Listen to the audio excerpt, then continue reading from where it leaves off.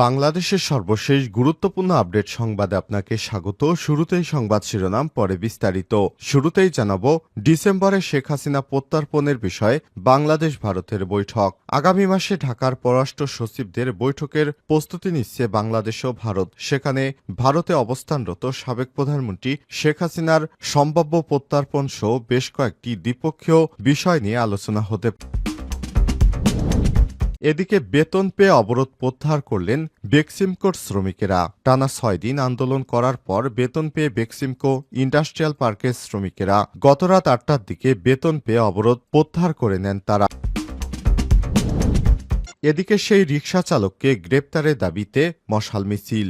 জাহাঙ্গীরনগর বিশ্ববিদ্যালয়ে জাবির ব্যাটারি চালিত রিকশার ধাক্কায় মার্কেটিং বিভাগের প্রথম বর্ষের শিক্ষার্থী আফসানা করিম রাসির মৃত্যুর ঘটনায় ঘাতক রিকশা চালককে ৪৮ ঘণ্টার মধ্যে গ্রেপ্তারের দাবিতে মশাল মিছিল করেছে প্রথম বর্ষের শিক্ষার্থীরা। এবারে জানাবো, ৪,৪০০ কোটি টাকা পাচ্ছে বাংলাদেশ। দেশে চলমান ডলার সংকট, রিজার্ভ ঘাটতি মোকাবেলায় বাজেট সহায়তার প্রতি বিশেষ জোর দিয়েছে অন্তর্বর্তীকালীন সরকার। ইতিমধ্যে বিভিন্ন উন্নয়ন সহযোগীদের কাছে চাওয়া হয়েছে এই সহায়তা। এরপর জানাবো, খালেদা জিয়াকে সেনাকুঞ্জে দেখেই কেঁদে ফেললেন মির্জা ফখরুল। সশস্ত্র বাহিনী দিবস উপলক্ষে সেনাকুঞ্জে আয়োজিত সংবর্ধনা অনুষ্ঠানে সাবেক প্রধানমন্ত্রী ও বিএনপির চেয়ারপারসন বেগম খালেদা জিয়াকে দেখেই কেঁদে ফেলেন দলটির মহাসচিব মির্জা ফখরুল ইসলাম আলমগীর। এবং সর্বশেষ জানাবো, রাজশাহীতে ছাত্র আন্দোলনের সমন্বয়ককে মারধরের অভিযোগ। রাজশাহীতে বৈষম্য বিরোধী ছাত্র আন্দোলনের স্থায়ী এক সমন্বয়ককে হাতুড়ি পেটা ও মারধরের অভিযোগ উঠেছে স্থানীয় ছাত্রদলের বিরুদ্ধে। বৃহস্পতিবার ২১শে নভেম্বর সন্ধ্যায় তার উপর ২ দফায় হামলা চালানো হয়। তিনি বর্তমানে রাজশাহী মেডিকেল কলেজ রামেক হাসপাতালে চিকিৎসাধীন। আহত এই ছাত্র সমন্বয়কের নাম সোহেল রানা। তিনি রাজশাহী কলেজের ছাত্র। রাজশাহী কলেজে বৈষম্য বিরোধী ছাত্র আন্দোলনের কোনো সমন্বয়ক পরিষদ গঠিত হয়নি। তবে বৈষম্য বিরোধী ছাত্র আন্দোলনের সময় এই কলেজের সেসব ছাত্র নেতৃত্ব পর্যায়ে ছিলেন, তারা নিজেদের রাজশাহীর সমন্বয়ক হিসেবে পরিচয় দিয়ে থাকেন। আহত সোহেল রানা তেমনই একজন। প্রিয় দর্শক, এতক্ষণ শুনছিলেন সংবাদ শিরোনাম, এবারে বিস্তারিত। তবে তার আগে বন্ধুরা, অনুরোধ থাকবে সংবাদটিতে একটি লাইক দিন। এই চ্যানেলে আপনি নতুন হয়ে থাকলে আমাদের সংবাদটি দেখতে দেখতে চ্যানেলটি সাবস্ক্রাইব করে রাখুন। কমেন্ট করে আপনার মূল্যবান মতামত জানিয়ে দিন বন্ধুরা, আপনি বিশ্বের কোন দেশ থেকে বা বাংলাদেশের কোন স্থান থেকে আমাদের সংবাদটি দেখছেন এবং শুনছেন। এবারে বিস্তারিত। খালেদা জিয়াকে সেনাকুঞ্জে দেখেই কেঁদে ফেললেন ফখরুল। সশস্ত্র বাহিনী দিবস উপলক্ষে সেনাকুঞ্জে আয়োজিত সংবর্ধনা অনুষ্ঠানে সাবেক প্রধানমন্ত্রী বিএনপির চেয়ারপারসন বেগম খালেদা জিয়াকে দেখেই কেঁদে ফেললেন দলটির মহাসচিব মির্জা ফখরুল ইসলাম আলমগীর। মূলত প্রায় ৬ বছর পর বাইরে থেকে কোনো অনুষ্ঠানে তাকে দেখেই আপ্লুত হয়ে পড়েন মির্জা ফখরুল। পরে তিনি সাংবাদিকদের বলেন, সেনাকুঞ্জে আয়োজিত সংবর্ধনা অনুষ্ঠানে সাবেক প্রধানমন্ত্রী বিএনপির চেয়ারপারসন বেগম খালেদা জিয়াকে যে সম্মাননা জানিয়েছে তাতে গোটা জাতি আজ আনন্দিত। মির্জা ফখরুল বলেন, খালেদা জিয়া এ দেশের জন্য তার জীবনের সবচেয়ে বড় সময়টা দিয়ে দিয়েছেন। গণতন্ত্রের জন্য, স্বাধীনতা সার্বভৌমত্বের জন্য দীর্ঘ ১২ বছর ধরে পরিকল্পিতভাবে সবচেয়ে দেশপ্রেমিক বাহিনী সেনাবাহিনী এবং সশস্ত্র বাহিনীকে তার অনেক দূরে রাখা হয়েছে। আমি আজকে সশস্ত্র বাহিনীর সদস্যদের, বিশেষ করে সেনাপ্রধান জেনারেল ওয়াকারুজ্জামান, নৌবাহিনী প্রধান অ্যাডমিরাল মোহাম্মদ নাজমুল হাসান এবং বিমান বাহিনী প্রধান air chief marshal Hasan Mahmud খানকে ধন্যবাদ জানাই। বিশেষ করে আমাদের প্রধান উপদেষ্টা ডক্টর মোহাম্মদ ইউনূসকে ধন্যবাদ জানাতে চাই যে তিনি আজকে ম্যাডামকে অর্থাৎ খালেদা জিয়াকে সম্মান দেখিয়েছেন। এতে আমরা যেমন কৃতজ্ঞ হয়েছি, একই সঙ্গে গোটা জাতি আজকে আনন্দিত হয়েছে।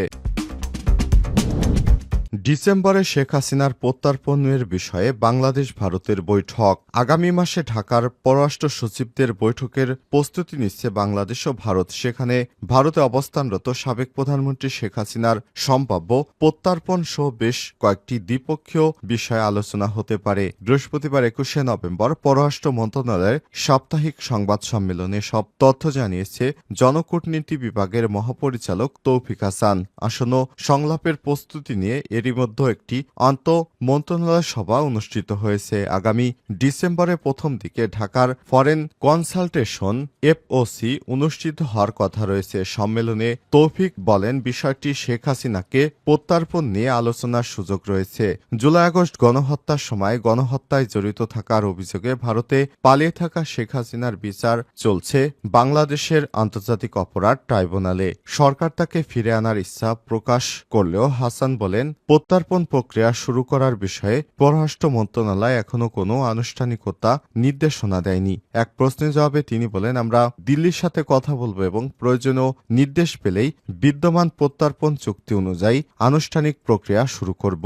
ফরেন অফিস কনসালটেশনের নেতৃত্বে দেবে বাংলাদেশের পররাষ্ট্র সচিব মোহাম্মদ জসিমউদ্দিন এবং ভারতের পররাষ্ট্র সচিব বিক্রম মিশরি। দুই দেশের মধ্যে বিদ্যমান চুক্তি ও সমঝোতা স্মারক MOU পর্যালোচনার প্রসঙ্গে হাসান বলেন, এগুলো বাংলাদেশের বিভিন্ন মন্ত্রণালয়ের আওতাধীন। এ সময় তিনি বলেন, সংশ্লিষ্ট স্টক হোল্ডারদের সাথে পরামর্শ অত্যন্ত গুরুত্বপূর্ণ। যে কোনো পদক্ষেপ বাস্তবায়নের সময় লাগবে। যদিও গত 100 দিনে সীমিত অগ্রগতি হয়েছে, আগামী মাসগুলোতে উল্লেখযোগ্য অগ্রগতির আশা করা হয়েছে। ভারতীয় ভিসার বিষয়ে হাসান বলেন, ভারতীয় ভিসা সেন্টার চালু থাকলেও বর্তমানে মেডিকেল ও স্টুডেন্ট ভিসা আবেদনকে অগ্রাধিকার দেওয়া হচ্ছে। বাংলাদেশের বিরুদ্ধে ভারতের কয়েকটি সংবাদ মাধ্যমের নেতিবাচক প্রচারের বিষয়টিও তুলে ধরেন তিনি। ঢাকা ও করাচির মধ্যে সরাসরি বিমান ভ্রমণের বিষয়ে হাসান জানান, পাকিস্তান যোগাযোগ পুনরায় চালু করার অনুরোধ জানিয়েছে। তিনি বলেন, বিষয়টি পর্যালোচনাধীন এবং বেসামরিক বিমান পরিবহন মন্ত্রণালয়ে পাঠানো হয়েছে। যথাসময়ে আপডেট জানানো হবে। বাজেট সহায়তা 4,400 কোটি টাকা পাচ্ছে বাংলাদেশ। দেশের চলমান ডলার সংকট এবং রিজার্ভ ঘাটতি মোকাবেলায় বাজেট সহায়তার প্রতি বিশেষ জোর দিয়েছে অন্তর্বর্তীকালীন সরকার। ইতিমধ্যে বিভিন্ন উন্নয়নের সহযোগীদের কাছে চাওয়া হয়েছে এই সহায়তা। এরই অংশ হিসেবে $40 কোটি বা প্রায় 4,400 কোটি টাকার বাজেট সহায়তা দিচ্ছে এশীয় উন্নয়ন ব্যাংক ADB। সাব প্রোগ্রাম 2 এর আওতায় এটি দিচ্ছে সংস্থাটি। Climate resilience inclusive development programme CRID এর মাধ্যমে বাজেট সহায়তা পাবে বাংলাদেশ। সহায়তা প্রাপ্তি দ্রুত করতে 16 সদস্যের একটি কমিটি গঠন করেছে অর্থ বিভাগ। গত 10 নভেম্বর গঠিত কমিটির সভাপতির দায়িত্ব দেওয়া হয়েছে অর্থ বিভাগের অতিরিক্ত সচিব সামষ্টিক অর্থনীতি ড রেজাউল আবেদিনকে। এছাড়াও সদস্য সচিবের দায়িত্ব পালন করবেন সামষ্টিক অর্থনীতি অনুবিভাগের সিনিয়র সহকারী সচিব রাজস্ব 3 তাসনুবা রহমান। বাজেট সহায়তার বিষয়ে জানতে চাইলে অর্থনৈতিক সম্পর্ক বিভাগে ERD সাবেক সিনিয়র সচিব কাজী রফিকুল আজম বুধবার যুগান্তরকে বলেন, বাজেট সহায়তার একটি বিশেষ ধরনের সহায়তা, কেননা এটি কোনো প্রকল্প বা কর্মসূচির বিপরীতে দেয়া হয় না। সরকার তার প্রয়োজনীয়তা এবং অগ্রাধিকারের ভিত্তিতে এই অর্থ খরচ করতে পারে।